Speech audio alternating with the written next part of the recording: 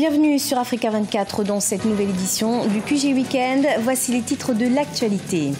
Au Togo, l'opposition maintient la pression sur le gouvernement. Elle était encore dans les rues à Lomé et dans plusieurs autres villes du pays vendredi 17 novembre. Plus de détails dans cette édition. Les engrais du groupe marocain, l'OCP, boostent l'agriculture guinéenne. Une première livraison de 56 000 tonnes a été effectuée et le président de la République de Guinée, Alpha Condé, constate avec satisfaction une véritable nouvelle dynamique pour l'agriculture dans son pays.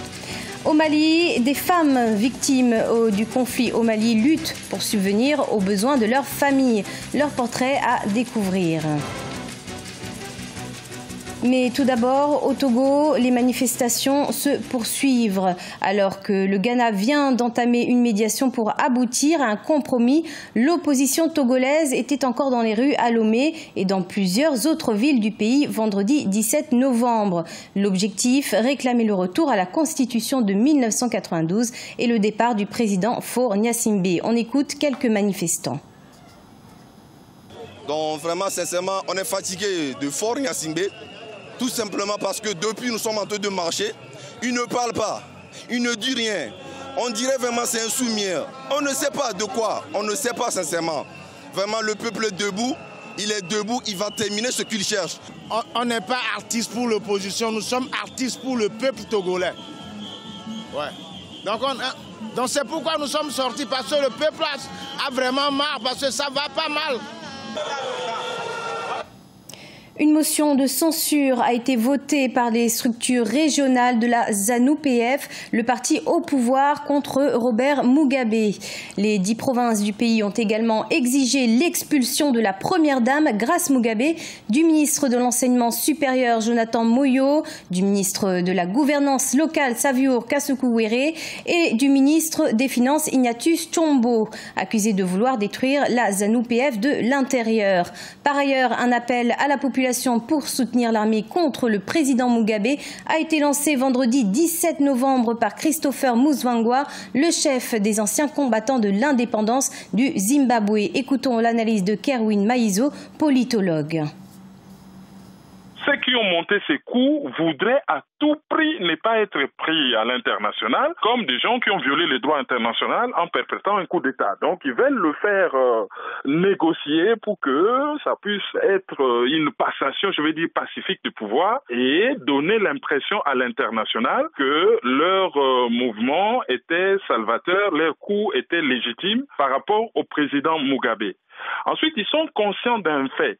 Mugabe, c'est un héros de la guerre de l'indépendance au Zimbabwe. Donc, cette icône intouchable, il faut y aller avec lui prudemment pour ne pas blesser certaines susceptibilités en Afrique. Tous ces anciens qui ont été avec Mugabe, qui se sont battus avec lui, ils ont fait de telle sorte que le pouvoir reste au sein de la ZANU-PF. Et Mugabe en est conscient, sa sortie, c'est juste montrer que lui, c'est le patriarche. Les événements se passent au sein d'une famille et que n'est pas un coup d'État classique comme on en trouve dans d'autres pays africains. Des ONG appellent les Africains à assiéger toutes les ambassades de la Libye pour protester contre la vente de migrants en Libye. Une grande mobilisation est prévue ce samedi 18 novembre devant l'ambassade de la Libye à Paris pour fustiger et condamner cette activité criminelle de vente de migrants africains. De son côté, le président en exercice de l'Union africaine, Alpha Condé, a condamné et invité vendredi 17 novembre les autorités libyennes à ouvrir une enquête et situer les responsabilités. Une nouvelle dynamique pour l'agriculture en République de Guinée. C'est ce que constate le président Alpha Condé. Une activité prolifique due à un approvisionnement de 56 000 tonnes d'engrais livrés par le groupe marocain OCP suite à un accord de partenariat signé au mois de février 2017 entre le groupe marocain OCP et la République de Guinée dans le cadre de la coopération avec le Maroc. Aïssatou Diamanka Beslan et Sharon Kamara. Lors d'une visite officielle de Sa Majesté le roi Mohamed VI, le jeudi 23 février 2017, l'OCP, l'Office chérifien de phosphate et le gouvernement guinéen avaient signé un protocole d'accord. L'approvisionnement de 100 000 tonnes d'engrais de phosphate pour sa campagne agricole 2017-2018 était l'un des accords phares. Grâce à cet accord, la Guinée a pu multiplier par 4 la quantité d'engrais habituellement importés pour ses campagnes agricoles nationales, ce qui a permis une amélioration des rendements de productions agricoles pour réaliser l'objectif de l'autosuffisance alimentaire prévue à l'horizon 2020 dans le cadre du plan national de développement. Sur les 100 000, il y a déjà 56 000 tonnes qui sont déjà arrivées et il y a 3 bateaux qui arrivent de nouveau. Donc les fournitures de l'OCP dépendent de nous. C'est-à-dire c'est nous qui disons, bon, fournissez en telle période. Donc la cadence de fourniture est fixée par la Guinée. Sinon l'OCP est prêt à fournir les 100 000 tonnes, même demain. Mais ça ne sert à rien d'avoir le tout en même temps si on n'a pas besoin. Donc il faut le faire venir progressivement en fonction de nos besoins. L'objectif prioritaire pour le président de la République de Guinée était de redynamiser le secteur agricole en s'inspirant de l'exemple du Maroc dans toutes les filières de l'agriculture. Le Maroc a réussi sa révolution verte. Au début, lorsqu'il a lancé la révolution verte, il a été critiqué par la FAO. Mais le Maroc a persévéré aujourd'hui, tout le monde trouve que c'est un très grand succès. Moi-même, j'ai été à la foire de Meknès. Donc il s'agit aujourd'hui que le Maroc nous accompagne pour que la Guinée réussisse sa révolution verte. Donc ce n'est pas seulement la fourniture des engrais par l'OCP. Le Maroc nous accompagne au niveau de l'élevage par l'insémination. Nous venons d'envoyer 25 jeunes vétérinaires de l'entrée du Maroc. Ils ont été apprendre l'insémination. Nous allons commencer en novembre l'insémination pour transformer nos cheptels, pour faire nos bœufs plus de chair et que nos vaches produisent plus de lait. En Guinée, selon un document officiel, la pauvreté est perçue essentiellement comme une incapacité à se nourrir, un manque de revenus ou un manque d'emploi. En Guinée, plus d'un habitant sur 3 ne mangerait ni en quantité ni en qualité suffisante. L'agriculture est le principal secteur d'activité concernant près de 80% de la population guinéenne et la principale source de revenus pour 57% des ruraux. La contribution de l'agriculture au produit intérieur brut est estimée à environ 18%. La garantie d'une bonne distribution des engrais de l'OCP aux paysans a apporté une nouvelle dynamique au secteur agricole de la Guinée.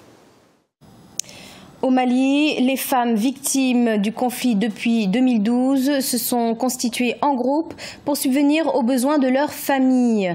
Veuves pour la plupart à cause des violences dans cette partie du pays, elles se sont lancées dans l'agriculture et le commerce pour gagner leur vie. Un portrait d'Idelette Mirabel Bissou. Au Mali, les femmes victimes du conflit au nord du pays luttent pour subvenir aux besoins de leur famille. Elles ont en effet formé une coopérative connue sous le nom d'Association des orphelins et des veuves. Au quotidien, ces femmes se réunissent autour des activités comme l'agriculture et le commerce pour gagner leur vie et assurer l'avenir de leurs enfants dans le nord du pays, une zone en proie aux violences depuis 2012.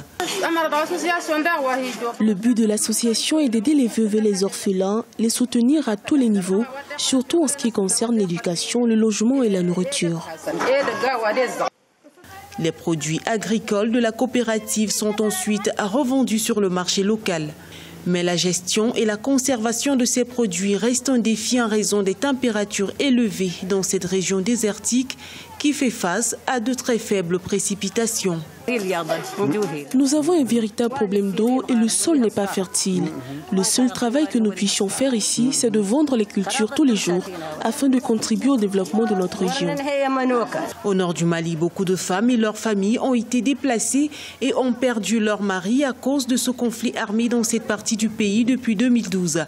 On rappelle, plus de 100 000 personnes déplacées vivent encore en exil au Burkina Faso, au Niger et en Mauritanie, selon l'Agence des Nations Unies pour les réfugiés. Ce journal a été réalisé par l'ensemble de la rédaction. Merci de l'avoir suivi et retrouvez dans un instant une nouvelle édition de l'information sur Africa 24.